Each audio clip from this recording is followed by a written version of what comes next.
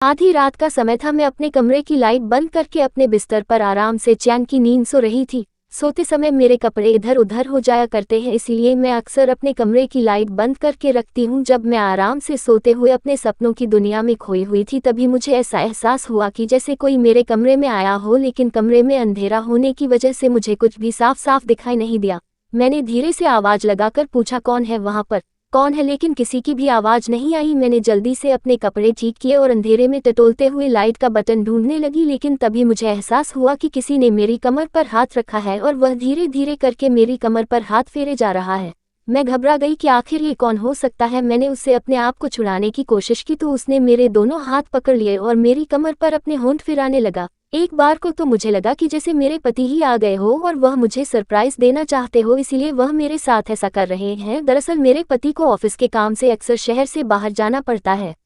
अभी भी मेरे पति 2 दिन पहले 1 हफ्ते के लिए अपने ऑफिस के काम से बाहर गए हैं। मुझे अक्सर अपनी रातें अपने पति के बिना ही बितानी पड़ती थी, लेकिन क्या करती, मैं मजबूर थी। अंधेरे में मैं जल्दी जल्दी लाइट को ढूंढ रही थी ताकि लाइट जलाकर देख सकूं कि आखिर मेरे साथ ऐसा कौन कर रहा है। लेकिन जैसे ही मैंने लाइट खोली तो मैं ये देखकर हैरान थी कि वहां पर तो कोई भी नहीं था। लेकिन मैं इस बात से इतनी ज्यादा घबरा गई थी कि अब मैंने लाइट बंद ही नहीं की। लेकिन मुझे आदत ही कुछ ऐसी पड़ चुकी थी कि बिना लाइट बंद किए मुझे नींद भी नहीं आती थी, इसलिए मैंने एक बार फिर से लाइट को बंद कर दिया और कमरे के दरवाजे को अच्छे से टाइट लगा दिया। क्योंकि मेरे कमरे की कुंडी नहीं लगती, इसीलिए मुझे ऐसे ही रखना पड़ता है।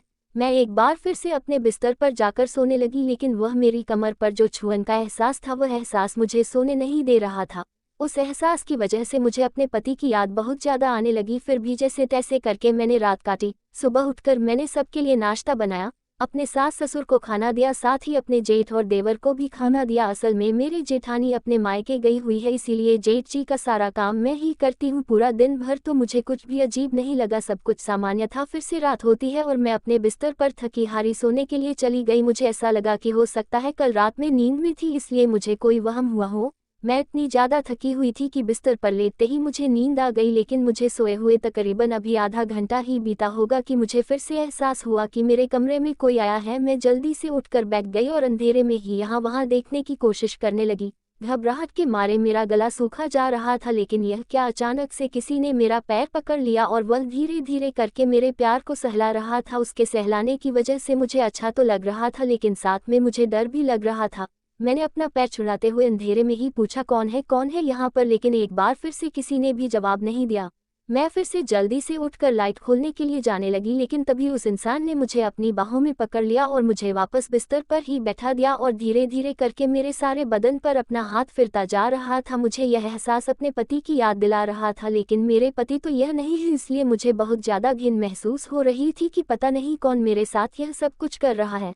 मैं अपने आप को छुड़ाने के लिए अपने हाथ पैर चलाने लगी और आवाज लगाकर घर के लोगों को बुलाने की कोशिश करने लगी, लेकिन जैसे ही मैं बोलने वाली थी तभी उसने मेरे मुंह पर अपना हाथ रख लिया ताकि मैं चीख ना सकूं। फिर मैंने पूरी कोशिश करके उस इंसान को पीछे की तरफ धक्का दिया। जैसे ही वह पीछे गिरा, मैं जल्दी से बिस्तर से खड़ी हो गई और मैंने लाइट जलाने के लिए अंधेरे में टटोलना शुरू कर दिया। लेकिन एक बार फिर से उस इंसान ने मुझे पकड़ लिया और मुझे वहां से खींचने की कोशिश करने लगा, लेकिन तभी अचानक से मेरे हाथ बल्ब का बटन लग गया और मैंने जल्दी से बल्ब को जला दिया। जैसे ही कमरे में रोशनी हुई तो मेरे तो पैरों तले जमीन ही खिसक गई, क्योंकि मेरे सामने कोई और नहीं मेरे जेठ जी खड़े हुए थे। मैं उनको अपने सामने देखकर बहुत हैरान थी। मैंने उन्हें गुस्से में पीछे धक्का देते हुए कहा, जेठ जी आपको शर्म नहीं आती इस तरीके से अपने छोटे भाई की पत्नी के कमरे में आते हुए। मेरी बात सुनकर जेठ जी एक बार फिर से मेरे करीब आने लगे और कहने लगे, तुम्हें तो पता ही है कि मेरी बीवी मायके गई हुई है, इसलिए मैं बिल्कुल अकेला महसूस कर रहा हूँ। देखो ना मुझे कितनी तड़प हो रही है, और वैसे भी तुम भी तो अकेली हो, छोटा भी तो बाहर गया हुआ है, तो क्यों ना हम एक दूसरे की तड़प को दूर कर दे। मैंने गुस्से में आकर जेठ जी से कहा कि जेठ बड़े भाई के समान होता है और आपने यह रिश्ता नापाक कर दिया। मुझे तो लगा था कि कोई चोर या कोई बाहर का आदमी घर में घुस आया है, लेकिन यह तो घर का आदमी है जो चोर से भी ज्यादा बुरा निकल गया।